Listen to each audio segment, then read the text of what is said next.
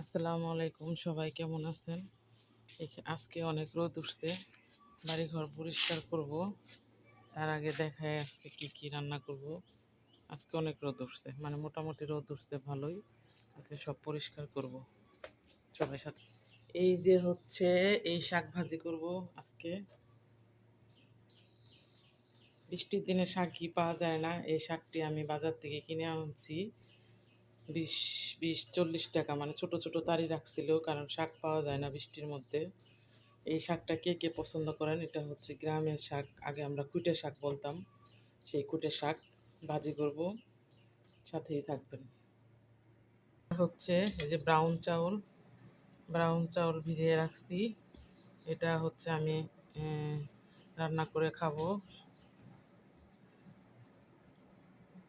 রান্না করব লাউ, পেঁয়াজ মরিচ কাঁচা মরিচ এগুলো কাটে রাখছি। ওখানে আমি মাছ রান্না করতেছি। যেহেতু লাউ, এর জন্যে কাঁচামরিচ দিয়ে মানে করে নিতেছি, এর জন্য কালারটা তেমন আসে নাই।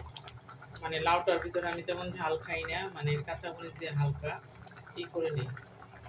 আর লাউ রান্না করব, ধনে পাতা দিব না। ধনে পাতা মনে হয় এখনকার দিনে অদিনে, আর তার হচ্ছে বৃষ্টি, মনে হয় শূন্যের মতন দাম। এই ধনে পাতাগুলাই 20 টাকা। লাউ রান্না করব, ধনে পাতা দিব না, এটা কি হয়? এখানে আমি অনেকগুলা আমরা এনে রাখছি, এগুলা দুপুরে বসে বসে ভর্তা করে খাবো।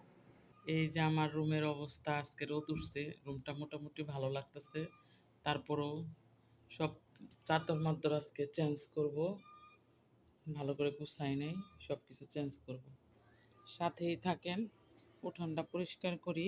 যেহেতু মাছ ভুনা জড়াই দিয়ে আসছি, আমি এত মশলা টশলা দিয়ে কষায় খাই না, কারণ আমি ডায়েট করতেছি, এই জন্য তরকারি কালার এত সুন্দর হয় না, তারপরেও মজা লাগে। সাথেই থাকেন। ওখান থেকে একটা কুই শাক আইনা এখানে গাছছি, যাতে উপরে আটকির সাথে চলে যায়। আর এগুলা তো এখানেই আছে সুন্দর করে। বাসায় তেমন ভালো ঝাড়ু নাই, এর জন্য আমি বসে বসে সরি।